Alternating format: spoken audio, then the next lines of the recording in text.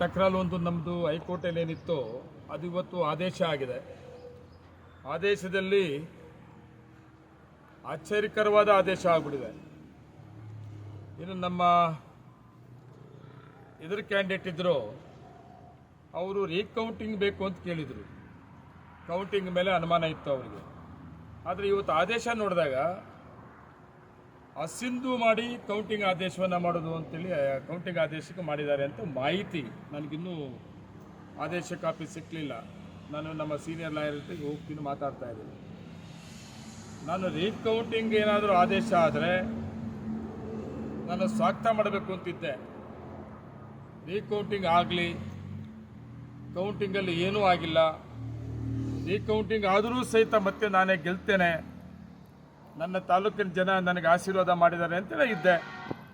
ಅಸಿಂಧು ಮಾಡಿ, ಚುನಾವಣೆನೇ ಅಸಿಂಧು ಮಾಡಿ ರೀಕೌಂಟಿಂಗ್ ಮಾಡೋದು ಅಂತೇಳಿ ಆದೇಶ ಆಗಿರೋದು. ಅದಕ್ಕೆ 30 ಡೇಸು ಸ್ಟೇ ಕೂಡ ಕೊಟ್ಟಿದ್ದಾರೆ. 30 ದಿನ ಅಪೀಲಿಗೆ ಕೂಡ ಕಾಲಾವಕಾಶ ಕೊಟ್ಟಿದ್ದಾರೆ. ನನಗೆ ಬೇಜಾರಾಗಿರೋದು, ಚುನಾವಣೆ ಅಸಿಂಧು ಮಾಡಿ ಕೌಂಟಿಂಗ್ ಕೊಟ್ಟಿರೋದ್ರಿಂದ ಬೇಜಾರಾಗಿದೆ. ಅದರಿಂದ ಈಗಾಗಲೇ ನಾನು ಸೀನಿಯರ್ ವಕೀಲರನ್ನು ಮಾತಾಡಿದ್ದೇನೆ, ಈಗ ಹೋಗ್ತಾ ಇದ್ದೇನೆ. ಇದನ್ನು ನಾನು ಸುಪ್ರೀಂ ಕೋರ್ಟಿಗೆ ಚಾಲೆಂಜ್ ಮಾಡ್ತೇನೆ. ನಾನು ಎಕ್ಸ್ಪೆಕ್ಟ್ ಮಾಡಿರಲಿಲ್ಲ. ಅದನ್ನು ಸುಮಾರು ಸಂದರ್ಭಗಳಲ್ಲಿ ನಿಮ್ಮ ಮುಂದೆ ಕೂಡ ಹೇಳಿದ್ದೀನಿ. ರೀಕೌಂಟಿಂಗ್ ಆಗಬೇಕು ಅಂತ ಹಾಕಿದ್ದಾರೆ. ರೀಕೌಂಟಿಂಗ್ ಏನಾದರೂ ಆದರೆ ನಾನು ಅಪೀಲ್ ಹೋಗೋದಿಲ್ಲ ಅಂತ ನಾನು ಹೇಳಿದ್ದೆ. ನಾನು ಇನ್ನೂ ಒಂದು ಸಾರಿ ರೀಕೌಂಟಿಂಗ್ ನೋಡ್ತಾ ಇದ್ದೆ. ನಾನು ಕೌಂಟಿಂಗ್ ಆಗಬೇಕಿತ್ತು ಅಂತ ಆಸೆ ಇತ್ತು. ಆದರೆ ಇವತ್ತಿನ ಜಡ್ಜ್ಮೆಂಟು ನನಗೆ ಸಮಾಧಾನಕರವಾಗಿಲ್ಲ. ಅದರಿಂದ ನಾನು ಇದನ್ನು ಅಪೀಲನ್ನು ನಾನು ಸುಪ್ರೀಂ ಕೋರ್ಟ್ಗೆ ಹೋಗ್ತಾ ಇದ್ದೀನಿ. ಈಗಾಗಲೇ ನಾನು ಸೀನಿಯರು ವಕೀಲರನ್ನು ಮಾತಾಡಿದ್ದೀನಿ. ಈಗ ಹೋಗಿ ಮಾತನಾಡಿ ಸುಪ್ರೀಂ ಕೋರ್ಟ್ಗೆ ನಾನು ಅಪೀಲ್ ಹೋಗ್ತೀನಿ. ಈಗ ಆದೇಶ ಏನಿದೆ ನೋಡ್ತೀನಿ. ನಾನೀಗ ಆದೇಶ ನೋಡಿಕೊಂಡು ನಮ್ಮ ವಕೀಲರು ಯಾವ ರೀತಿ ನಾವು ಸುಪ್ರೀಂ ಕೋರ್ಟ್ಗೆ ಹೋಗ್ಬೇಕಂತ ಹೇಳ್ತಾರೆ ಅದನ್ನ ಡಿಸೈಡ್ ಮಾಡ್ತೀನಿ.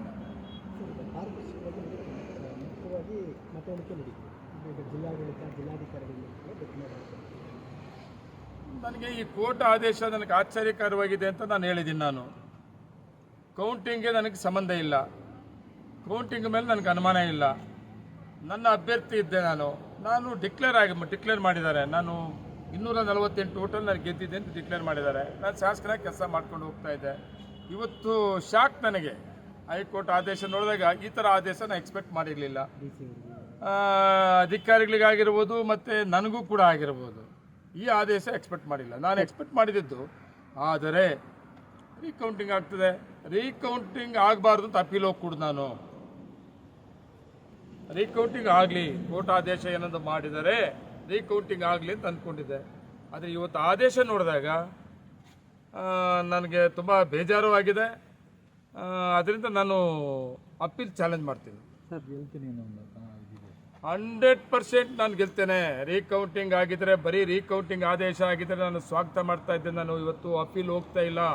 ಮೊದಲು ಕೂಡ ಹೇಳಿದ್ದೇನೆ, ನಾನೇನಾದರೂ ನ್ಯಾಯಾಲಯ ಥರ ಆದೇಶ ಕೊಟ್ಟರೆ ರೀಕೌಂಟಿಂಗ್ಗೆ ನಾನು ಅಪೀಲ್ ಹೋಗೋದಿಲ್ಲ, ರೀಕೌಂಟಿಂಗ್ ಸ್ಟೇ ತರೋದಿಲ್ಲ ಅಂತ ಹೇಳಿದ್ದೆ. ನಾನು ಚುನಾವಣೆ ಅಸಿಂಧು ಮಾಡಿ ರೀಕೌಂಟಿಂಗ್ ಆದೇಶ ಮಾಡಿರೋದ್ರಿಂದ ನಾನು ಚಾಲೆಂಜ್ ಮಾಡಬೇಕಾಗುತ್ತೆ ಲೀಗಲ್ ಆಗಿ. ಸರ್, ಈಗ ನಿಮ್ಮ ಅಸಿಂಧುಗೆ ನೋಡಿ, ನನಗೂ ಅದಕ್ಕೂ ಸಂಬಂಧ ಇಲ್ಲ.